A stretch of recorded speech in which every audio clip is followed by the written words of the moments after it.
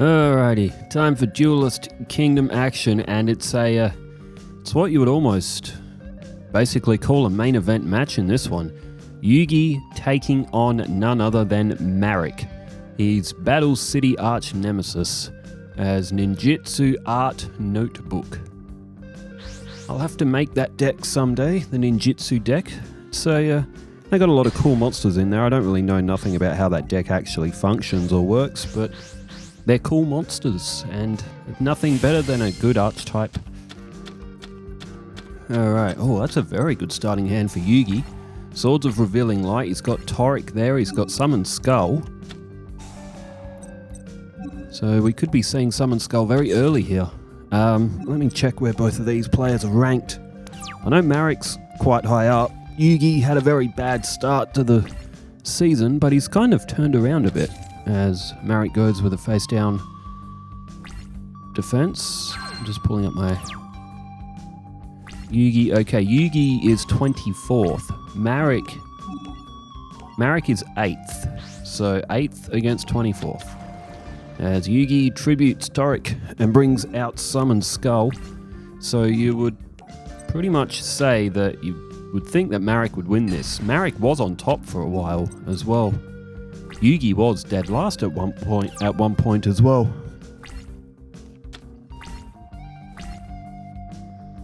But Yugi will be quite happy with his start. He's got his 2500 beat stick on the field. Everyone's favourite 6-star monster from the real early days. Easy to summon, you know, good strength. And especially if you equip it with like Horn of the Unicorn or Malevolent Nuzzler or something like that. When you get it to 3200 in these like real early days of Yu-Gi-Oh, like nothing beat it. Alright, Teo the Chanter is gone. Now Yugi's Beaver Warrior will do 1200 to Marik, and he is down to 6800. And even Yugi might even draw the Black Luster Soldier. Even throw another classic monster down.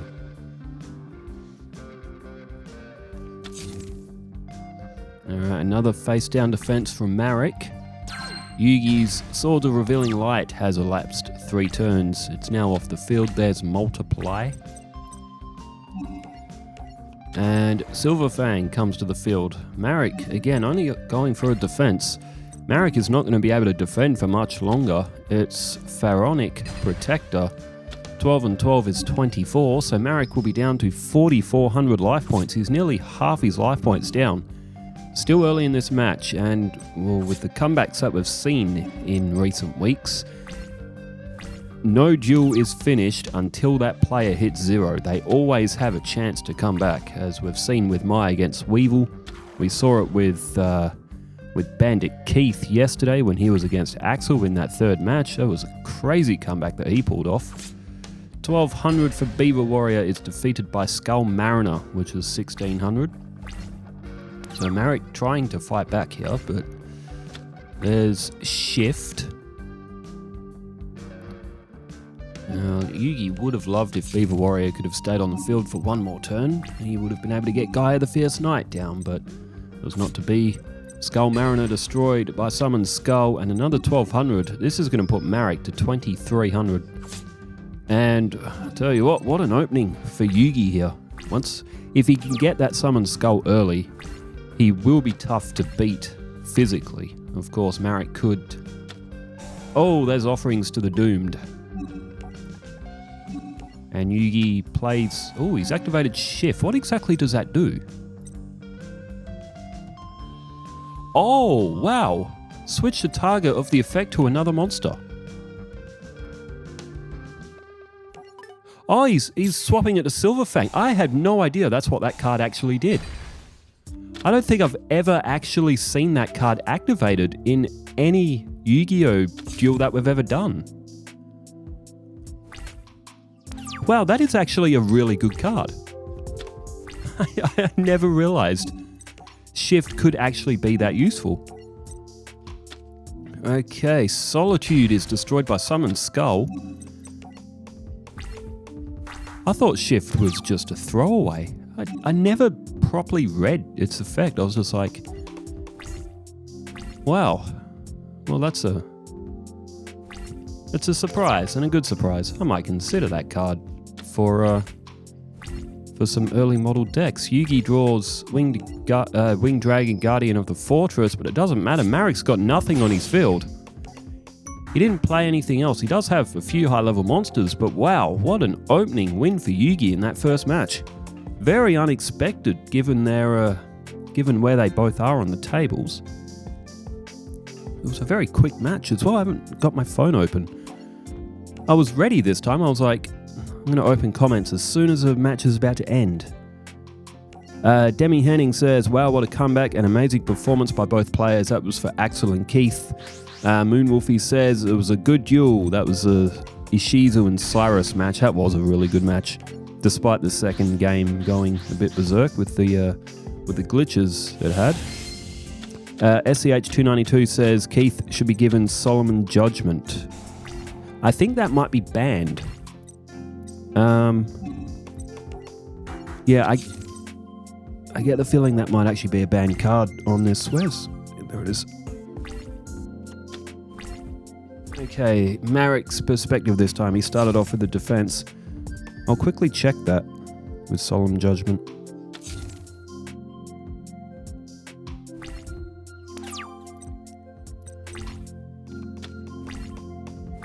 Okay, Yugi also went with the face-down defense. Marik plays Rogue Doll.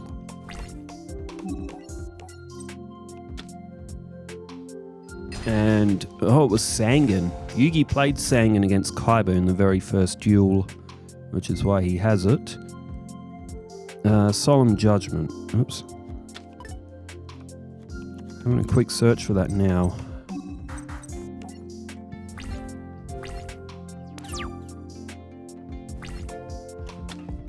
Alright, Marik's turn again. Oh no, it's Yugi's turn. Oh, Yugi activates Monster Reborn to bring back Sangan. Okay. I missed what he pulled with Sangan's effect as well.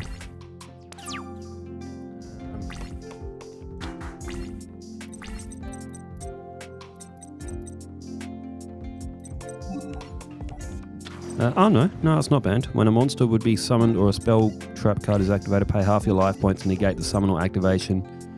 And if you do, destroy that card. That's actually... It's costly, but if you're in like endgame and paying half your life points when you've only got like a couple of hundred left, is a strategy. So Solemn Judgment, yeah, maybe. Then again, I don't really want to make Keith's deck any stronger either because he's already winning enough.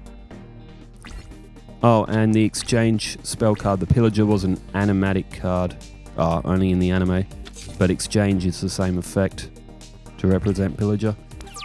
Maybe for Keith's Battle City runs, we could add those two cards. I think if we add exchange and we add Solemn Judgment, it is going to make Keith he's already strong enough. But then again, we could add Solemn Judgment as a shared card between all the decks, maybe. There goes Mystical Elf. Oh, Marik's got that worm on the field. That Metaphys Armed Dragon.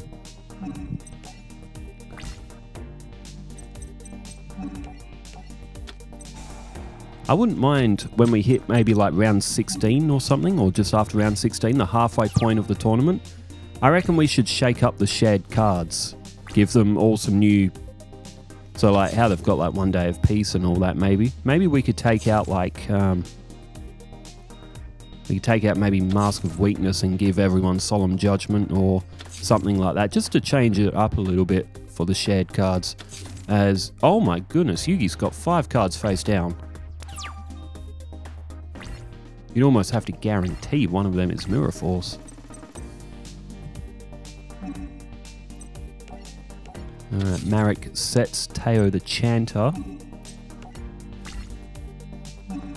Oh, that's risky. Does Yugi... he has it. Mirror Force. Well, Yugi has already used his Monster Reborn, but... Oh, man. I mean, Marik can't just not attack. If he doesn't attack Yugi, then Yugi eventually will start to draw some of those other nasty cards that he does have, but... Marik took the risk and it didn't pay off. There's Beaver Warrior. Oh, Mystical Moon. Okay, that will put Beaver Warrior to 1500. And, Celtic Guardian, another classic Yugi monster.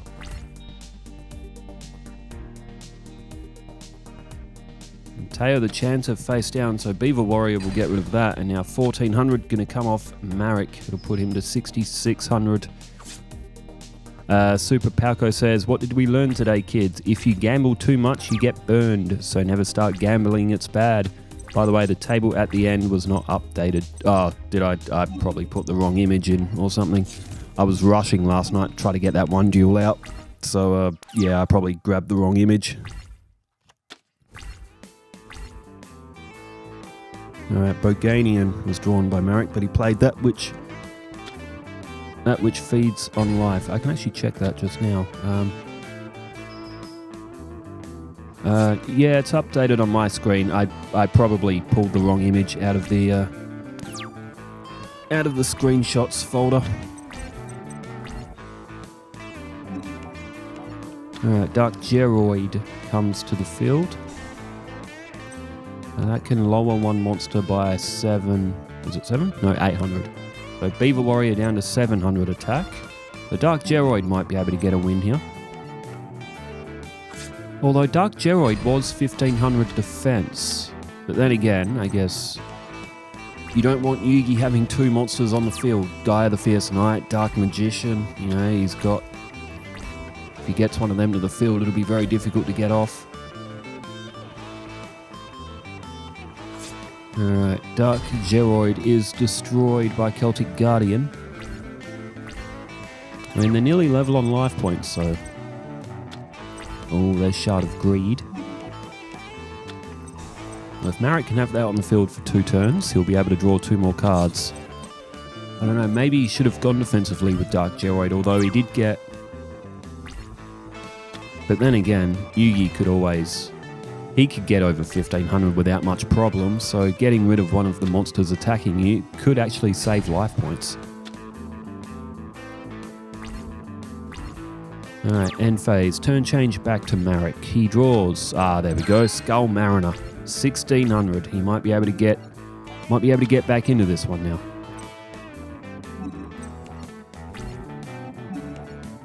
Goes in for the attack against Celtic Guardian. And 200 off Yugi. Marik has the advantage once again. Jedi Protector says, forgot to say this about the Cyrus match, but his deck acts like the Voltron deck, with all of his bots coming together to accomplish great things. It seems as though Axel could have been a great freshman for Jaden to have a recurring rivalry in GX. I never got far enough in the GX series. I've seen the entirety of Season 1, and I've seen bits and pieces of Season 2 and 3, but like, again, I say this a lot, but I really do need to rewatch Yu-Gi-Oh! GX, and Blackluster Ritual. Oh, Dark Magician was in Yugi's hand as well. But Blackluster Soldier, 3000 attack, and Marik is in big trouble now. 4 face-down spells and traps for Yugi as well.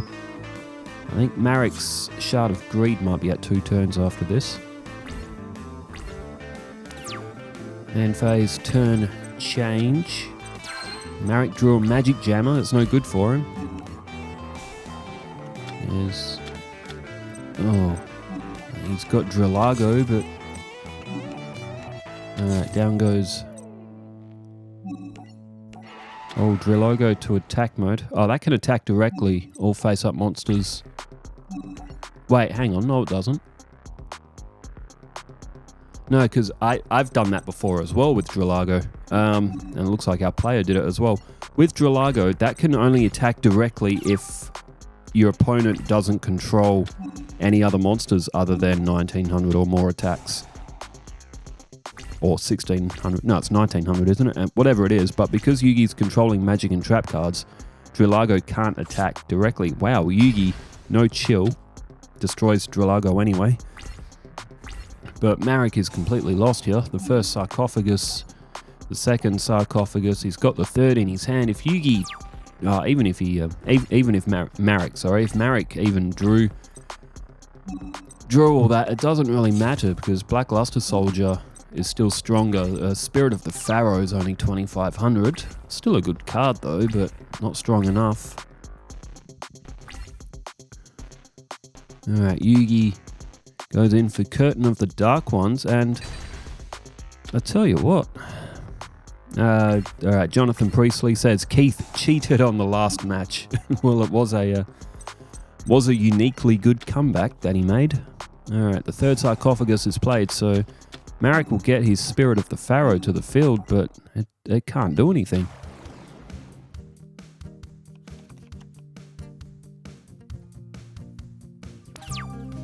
Alright, turn change.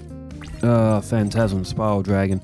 Marik needed Rush Recklessly or Mask of Weakness or something, but with what he has, he can't win.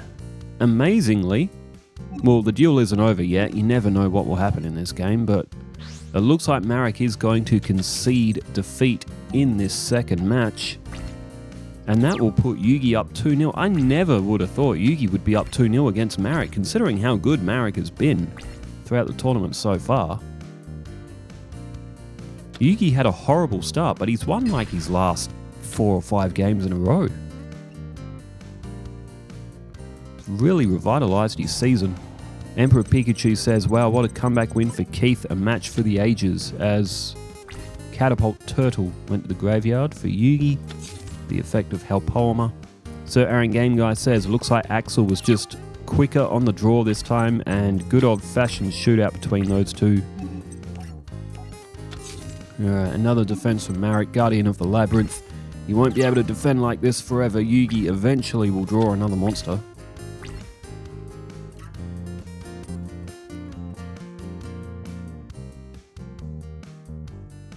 He's having a bit of a think. Yeah, okay, straight to the battle phase. Interesting. It's not like Yugi to take this long to draw something. He's got 5 face down spell or traps though. Oh, what's he doing? He's just activated Mask of Weakness on his own Black Luster Soldier. That's an odd move, unless he wants to free up a magic or trap card zone. Mokyu, the Magical Mist. Well, the other card that went to the graveyard from the effect of Helpoema was Catapult Turtle, so maybe Yugi just doesn't have anything. Marik's drawn Waboku,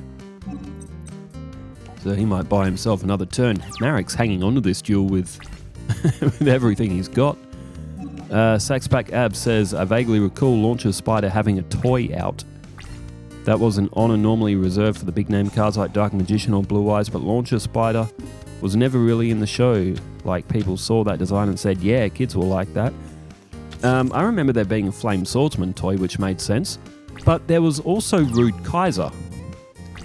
And I recall my local shop also having a Rude Kaiser toy available, and I was like, who would pick Rude Kaiser over that? I remember there being Red Eyes as well. Over, like, you had like Dark Magician, you had Red Eyes, you had Blue Eyes, you had Flame Swordsman, and then just randomly, I think there was Summon Skull as well. And then just randomly there was Rude Kaiser, and I was like, Rude Kaiser's not even good. But alright, Magic Jammer activated. Man, Marik has been absolutely smashed in this. It went for 30 turns, but Marik was barely ever... Well, then again, he did take quite a few of Yugi's life points, who... Well, Eye of Truth was one of the face-down spells or traps that Yugi had. But Yugi has not really been in much danger, or nothing major for this whole match so far. Marik is destroyed by Summon Skull, and Yugi... third and final match is going to be playing for a bonus point against Marik. I mean, I did not expect this before this game. I thought this was going to be a 3-0 to Marik. Or maybe a 2-1 to Marik. I didn't think Yugi would be playing like this. Well, I guess he's trying to win back Mai's soul. Elemental Hero Great Tornado. Be good for a Jaden deck. Emperor Pikachu says, what a great duel. It definitely didn't disappoint. I feel like Cyrus is an underrated dude in the tournament. And Demi Henning says, great match and we missed you all over the weekend. Hope things are well. I think that's where I was up to as well. It was an eventful weekend. I actually Earlier today, I went down to a computer repair place to ask the guy there if he might be able to repair the input on that broken hard drive. And he reckons, yeah, just about $65, a new case, some tinkering, because the actual hard drive itself, the data on it's fine. That wasn't corrupt or anything, it's just the input socket where you actually plug the hard drive in. So, alright, Giant Soldier of Stone gets an early win against Melchor the Four-Faced Beast. Eye of Truth drawn for Yugi. He's got Catapult Turtle. He's got Beaver Warrior. He summons a Beaver Warrior.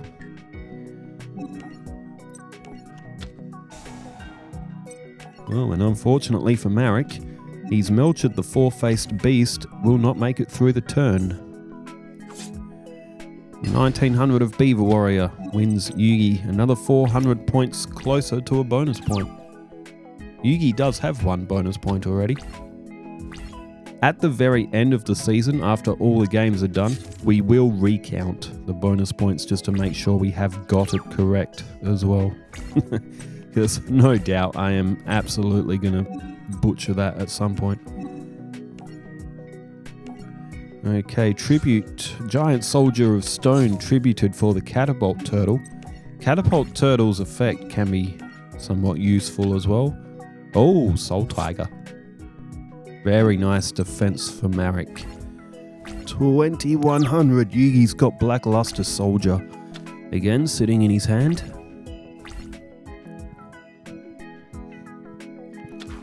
And that which feeds on life comes to the field. Is that going to go for a double destruction? Looks like it will, and it does. That's a good decision for Marik. You don't want Yugi having two monsters on the field. Dark Magician, Guy the Fierce Knight territory. Both stronger than the Soul Tiger.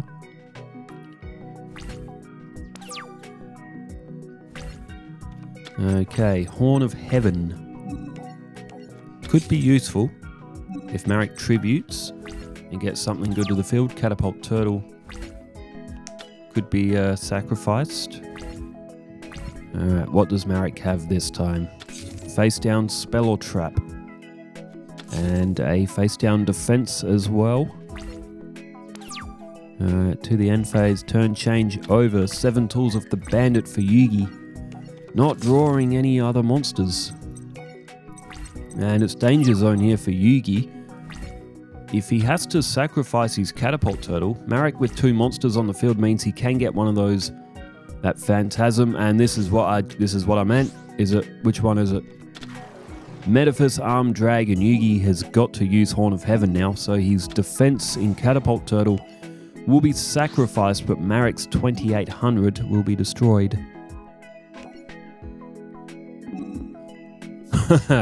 Wow, my heart skipped when Yugi said, yes, I'll activate a card. At least the game gives you the option that time to sort of not activate the card, as this game can be pretty brutal in that sense. Alright, Winged Dragon, Guardian of the Fortress, number 1 comes to the field. 1400, they were both at 7100, but not anymore. Oh, unless Marik's got something to activate, no. 5700 for Marik, 7100 for Yugi. And Marik, I tell you what, he would not want to go down 3-0 to the Pharaoh. He doesn't like the Pharaoh very much. Well, good Marik did. Or should we call him Namu? Namu Marik liked Yugi. It was evil spirit from the Millennium Rod, or whatever that evil was born in Marik from his, because his daddy wasn't very nice to him.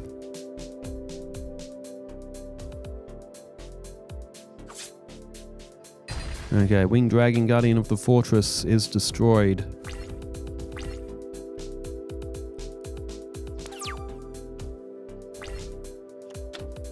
Oh, magical hats. I tell you what, Yugi in big trouble here. It's looking like Marik could take the third and final match. Teo the Chanter, so this will be 2800 combined. We'll put Yugi on 4100.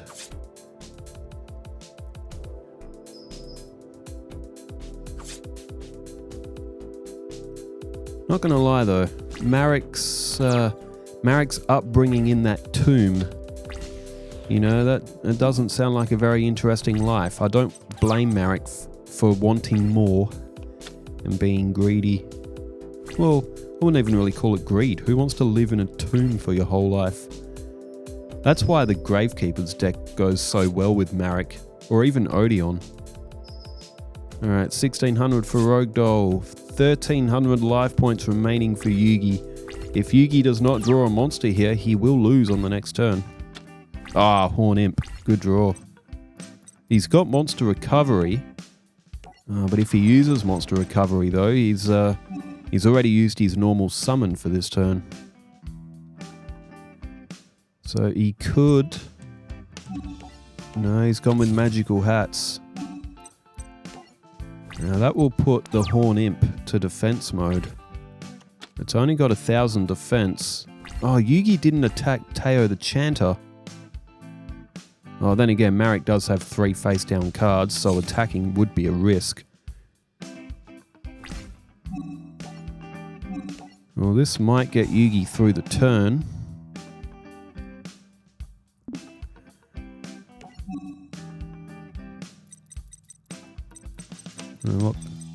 What magic cards will he pick?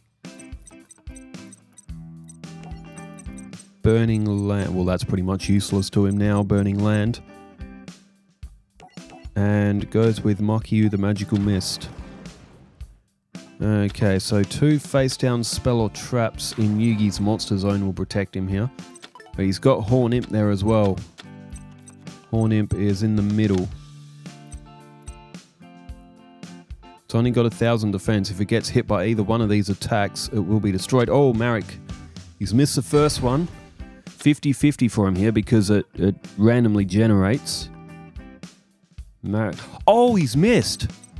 Oh, that's brutal. It's not the end of the world, though. But, Marik, he's super unlucky. And now Yugi's drawn Kuribo. God, all Marik had to do was hit that Horn Imp and he missed. It would have... it was, what, 33% the first time and then 50% to hit it the second time. Marik just got the short end of the stick on that one. Kuribo came to the field. Monster Recovery is activated. Oh, there's Shift. Well, that worked in the first duel. Spellbinding Circle is now played. Yugi's got Silver Fang there as well. He flips up Horn Imp.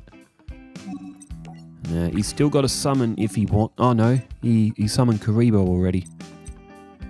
Oh yeah, look at that. He's concerned about that back rank. Oh, he's gone after Teo though. It's a big risk. Oh, negate attack. Oh, he does have 7 tools. Oh, don't use 7 tools now.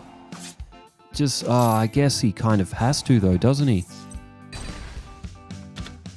Oh, not really, because if Rogue Doll attacked, Yugi could have still blocked her. I don't know. I don't know about that.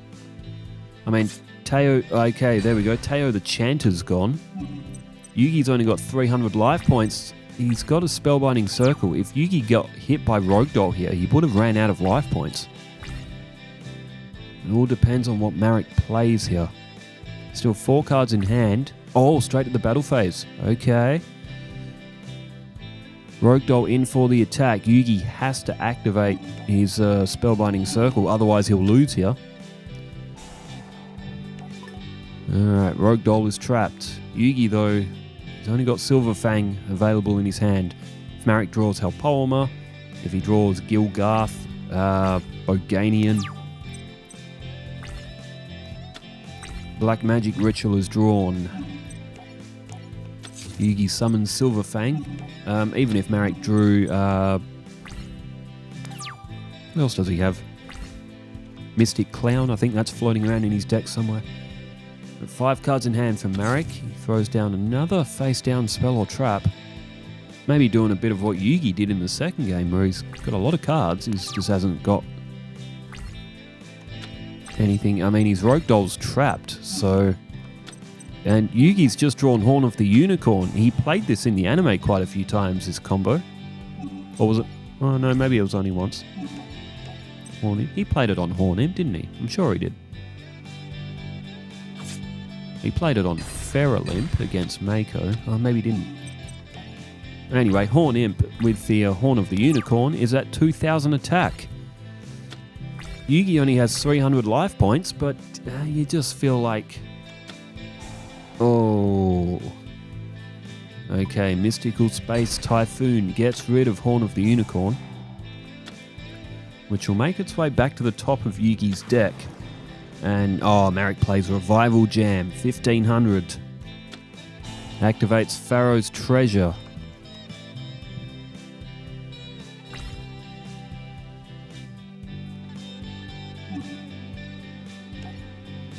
Oh, Yugi. Oh, Yugi can activate Shift, and he does. Oh, that works for attacks as well. I have really underestimated that card. I guess it's because I only ever remember ever actually really seeing it in Yu-Gi-Oh! Duelist of the Roses, and it's got a completely different effect. So subconsciously, I must have thought the effect wasn't that good, but Yugi redraws his Horn of the Unicorn. So it'll once again hit 2000.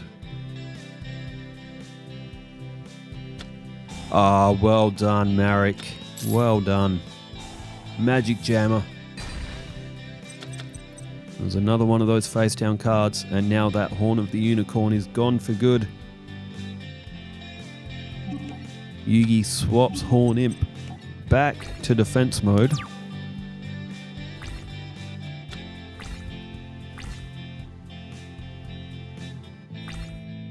And now to the battle phase. Horn Imp is destroyed. Yugi hanging on by a thread in this third match. But as soon as he doesn't draw a card that he needs, it will be over. Turn change. Yugi draws. Oh, Celtic Guardian. It's only... it's not strong enough to survive the Revival Jam's wrath. Turn change. 3 cards in Marik's hand. Any monster and Marik wins. Although, looks like he hasn't got it. Or he hasn't got one. Turn change back to Yugi, Mystical Moon, and it will be all over now. Well, it was a valiant effort in the third game by Yugi, but he still will win 2-1, which is still a shock result given where they are on the tables. Marik would not take losing to the Pharaoh very, very well. Ah, there we go, Pharaoh's Servant. It's all over now. The 1500, it's a shame. Should I say it's a shame Yugi did not draw Mirror Force. Well, this one is over.